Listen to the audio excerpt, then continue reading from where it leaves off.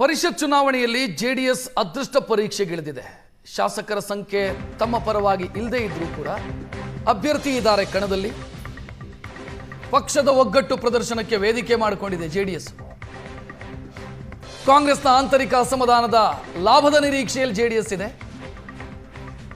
ಅಭ್ಯರ್ಥಿಯನ್ನ ಗೆಲ್ಲಿಸಿಕೊಳ್ಳಬಹುದಾದಷ್ಟು ಶಕ್ತಿ ಇಲ್ಲದಿದ್ರೂ ಕೂಡ last minute miracle ಏನಾದರೂ ಆಗತ್ತೇನೋ, ಆಚೆ ಇದ್ದವರೇನಾದರೂ ಕೈ ಕೊಟ್ಟು ಬಿಡ್ತಾರೋ, ಗುಪ್ತ ಮತದಾನ ಆಗಿರೋದ್ರಿಂದ ಸಿಟ್ಟಿನಲ್ಲಿ ಜೆಡಿಎಸ್ನ ಅಭ್ಯರ್ಥಿಗೆ ಏನಾದರೂ ಓಟ್ ಹಾಕಿಬಿಡ್ತಾರೇನೋ ಅನ್ನೋ ನಿರೀಕ್ಷೆಯಲ್ಲಿ ಜೆಡಿಎಸ್ನ ನಾಯಕರಿದ್ದಾರೆ.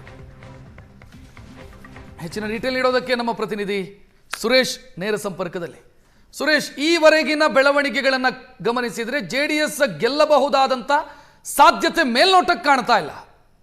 ಕೊನೆ ಮಿನಿಟ್ನ ಮಿರಾಕಲ್ನ ನಿರೀಕ್ಷೆಯಲ್ಲಿ ಏನಾದರೂ ಇದೆಯಾ ಜೆಡಿಎಸ್?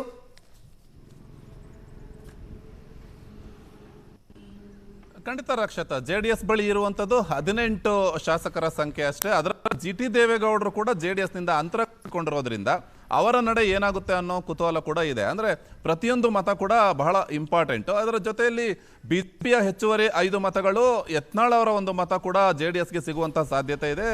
ಮಾತುಕತೆ ಆಗಿದೆ ಅನ್ನುವಂತಹ ಒಂದು ನಿರೀಕ್ಷೆ ಇದೆ. ಆದ್ರೆ ಕಾಂಗ್ರೆಸ್ನಲ್ಲಿ ಅಸಮಾಧಾನಗೊಂಡಿರೋರು ಯಾರಾದರೂ ಜೆಡಿಎಸ್ಗೆ ಮತ ಹಾಕಬಹುದಾ ಅನ್ನುವಂಥ ಒಂದು ನಿರೀಕ್ಷೆ ಇದೆ. ಕೆಲವರನ್ನ ಸಂಪರ್ಕ ಮಾಡುವಂಥ ಪ್ರಯತ್ನವನ್ನು ಕೂಡ ಮಾಡಲಾಗಿದೆ ಅನ್ನುವಂಥ ಒಂದು ಮಾಹಿತಿ ಸದ್ಯಕ್ಕೆ ಇದೆ. ಆದರೆ ಖಂಡಿತವಾಗ್ಲೂ ಕೂಡ ಜೆಡಿಎಸ್ ಅಭ್ಯರ್ಥಿ ಗೆಲ್ತಾರಾ, ಅವರಿಗೆ ಅಷ್ಟು ಸಂಖ್ಯೆ ಇದೆಯಾ ಅಂತಂದ್ರೆ ಮೇಲ್ನೋಟಕ್ಕಂತೂ ಅದು ಇಲ್ಲ. ಇದರ ಜೊತೆಯಲ್ಲಿ ತಮ್ಮ ಅಭ್ಯರ್ಥಿಗಳನ್ನೇ ಆಪರೇಟ್ ಮಾಡಿದ್ರೆ ಅಂತಹದೊಂದು ಆತಂಕ ಕೂಡ ಜೆಡಿಎಸ್ಗಿದೆ.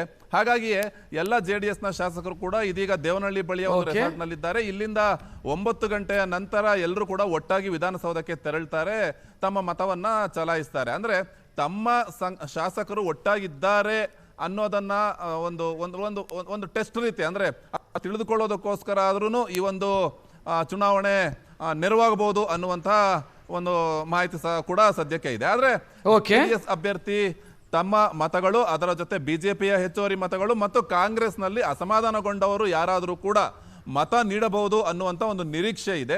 ಏನೆಲ್ಲ ಮಾತುಕತೆ ಆಗಿದೆ, ಚುನಾವಣೆಯ ಫಲಿತಾಂಶದ ನಂತರವೇ ಅದು ಗೊತ್ತಾಗಬೇಕಾಗಿದೆ. ರಕ್ಷ, ಥ್ಯಾಂಕ್ ಯು ಸುರೇಶ್ ಮಾಹಿತಿಗೆ.